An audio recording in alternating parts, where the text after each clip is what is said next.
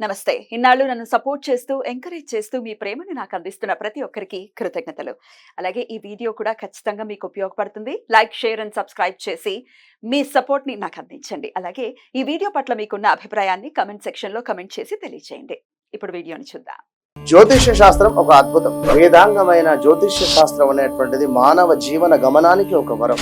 జ్యోతిష్య శాస్త్రం నీ జీవితంలో వెలుగునింపే ఒక భాష. ఆ భాష నీకు అర్థమైతే ప్రకృతి నీతో మాట్లాడుతుంది. అస్ట్రాలజీ నేర్చుకోవాలి అనుకునే వారికి అద్భుత అవకాశం. మురళీధర శర్మ గారి అస్ట్రాలజీ క్లాసెస్ అతి త్వరలో మొదలు కాబోతున్నాయి. 100% జాబ్ గ్యారంటీ. వివరాల కొరకు సంప్రదించండి. నమస్తే, వెల్కమ్ టు అవర్ ఛానల్. నేను పద్మిని. ప్రస్తుతంతో పాటు ప్రముఖ ఆధ్యాత్మికవేత్త, ఆస్ట్రోన్యూమరాలజిస్ట్, వేదిక్ వాస్తు స్పెషలిస్ట్, శ్రీ విద్య మరియు హనుమత్ ఉపాసకులు బ్రహ్మశ్రీ డాక్టర్ సిస్లా జయశంకర్ గారు మనతో పాటు ఉన్నారు. మాట్లాడదాం సార్. నమస్తే సార్. సార్, నక్షత్రాల గురించి చెప్తూ ఉన్నారు. ధనిష్ట నక్షత్రం, ఈ ధనిష్ట నక్షత్ర జాతకులు ఎలా ఉంటారు, అలాగే పాదాల వారీగా కూడా చెప్తూ ఉన్నారు కాబట్టి ఏ పాదం వాళ్ళు ఎలా ఉంటారు, జీవితంలో ఏ విషయాల్లో డెఫినెట్ గా కొన్ని మార్పులు తెచ్చుకుని తద్వారా ఆనందకరమైన జీవితాన్ని వీళ్ళు అనుభవించేటటువంటి పరిస్థితి ఉంటుంది. ఇత్యాది విషయాలు ఒకసారి మీద అవరాసి. ధనిష్ట నక్షత్రం కుజుడు అధిపతి. ఫైర్ బ్రాండ్స్ అనుకోవచ్చా? Fire brands. అయితే ఇక్కడ మహర్షి చెప్పిన లక్షణాలు డిఫరెంట్ గా ఉన్నాయి. అవునా? ధనవంతుడు, దాత, సూర్యుడు, నష్టకళత్రం. నష్టకళత్రం అంటే భార్యని కోల్పోవటం కానీ, డైవర్స్ కానీ, విడిపోవటం కానీ, వదిలేయటం కానీ ఏదో ఒకటి జరుగుతుంది. దేశవాస ప్రీతి, బయట దేశాలకు వెళ్ళాలనే కోరిక ఉంటుంది. బయట దేశాల్లో ఉంటే బాగుంటుందని ఉంటుంది.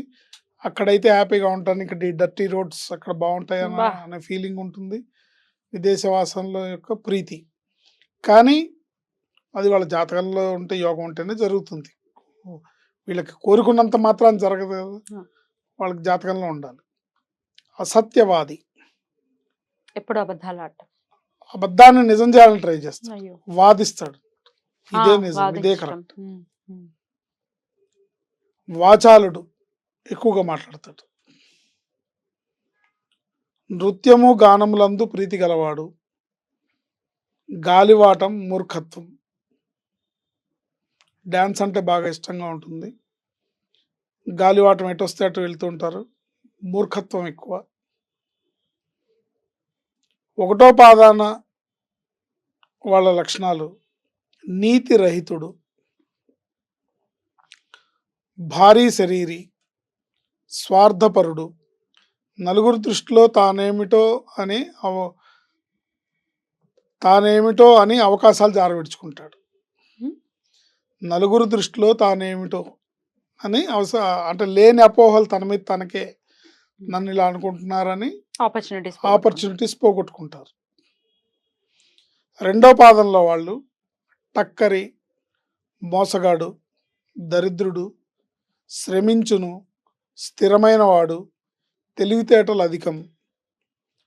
కార్యసాధకులుగా ప్రతిభ ఉన్నప్పటికీ ఎదుటివారిని తమకు అనుకూలంగా మలుచుకోవడానికే చూస్తారు. ఇప్పుడు ఒక పని కార్యసాధత, ఆ టాలెంట్ వీళ్ళకు ఉంది, కానీ తన టాలెంట్ని కాకుండా ఎదుటి వాళ్ళని అనుకూలంగా మలుచుకోవడానికి ట్రై చేస్తారు. తన టాలెంట్తో తెచ్చుకోవాల్సిన పనిని ఎదుటి వాళ్ళని ఇన్స్పైర్ చేసి తెచ్చుకోవాలని అనుకుంటారు. ఇన్స్పైర్ చేయడమే టాలెంట్ అనుకుంటారు. తమని తాము అతిగా నమ్మించుకోవడం వలన కానీ, లేదా తమపై తమకు విశ్వాసం లేకపోవడం వల్ల కానీ అవకాశాలు వదుకుంటారు. రెండు రకాల లక్షణాలు ఉంటాయి. ఒకటి ఓవర్ కాన్ఫిడెన్స్, తన మీద తనకి ఓవర్ కాన్ఫిడెన్స్, లేదా తన మీద తనకి కాన్ఫిడెన్స్ లేకపోవడం. ఈ రెండింటి వల్ల నష్టపోతారు, అవకాశాలు వదులుకుంటారు. మూడో పాదం వాళ్ళు న్యాయవర్తనుడు, రూపవంతుడు. అదే ధనిష్ట నక్షత్రం. ఎంత వేరియేషన్. న్యాయవర్తనుడు, రూపవంతుడు, తమని తాము ఎక్కువగా ఊహించుకునుట, తాము లేకుండా ప్రపంచ మనుగడే లేదనే భావం, అహంకరించిన కొద్దీ అవమానం, భంగపాట్లు తప్పవు. అంటే వీళ్ళు ఎంత ఈగోకి పోతారో అంత అవమానాలు పొందుతారు. ఆ ఈగోని తగ్గించుకుంటే మంచిది. ఈగోని పెంచుకుంటూ పోతే ఆ అవమానాలు ఎక్కువ అవుతాయి తప్ప దానివల్ల యూజ్ లేదు. యూజ్ లేదు. Yeah. లోతైన మనస్తత్వం ఉండదు, కానీ ఉన్నట్లు ప్రదర్శిస్తారు. రైట్.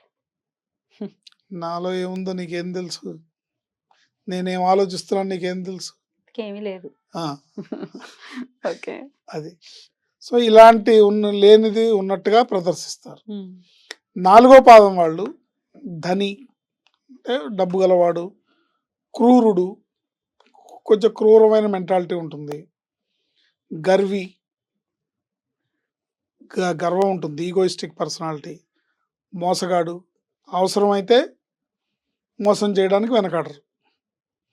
శ్రమని నమ్ముకుంటేనే మనగడు వీళ్ళకి, కానీ శ్రమని నమ్ముకోకుండా మోసం చేయాలని ట్రై చేస్తుంటారు. ఎదుటివారితో పోల్చుకొని అవకాశాలు జారవిడుచుకుంటారు. అయ్యో. ఎదుటివారితో పోల్చుకొని కంపారిజన్ పోల్చుకొని అవకాశాలు జారవిడుచుకుంటారు.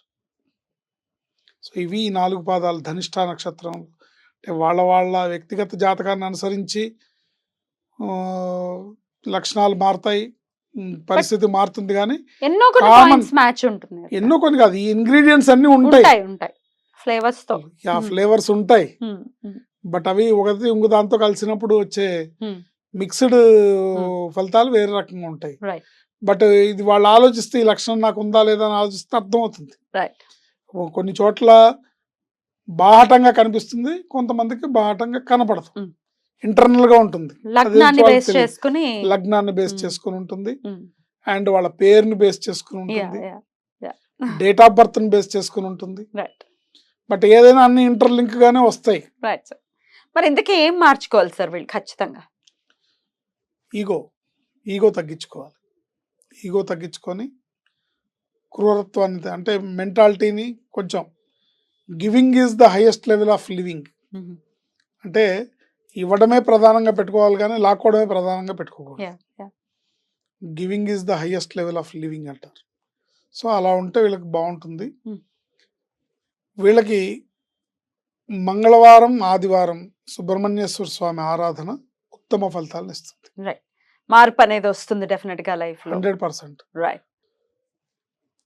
ఏదో ఒక అలవాటు నోటికి అలవాటు చేసుకుంటే సార్థక నక్షత్రంలో ఉన్న ధనిష్ట ధనం ఇష్టం వచ్చినట్టుగా వస్తుంది.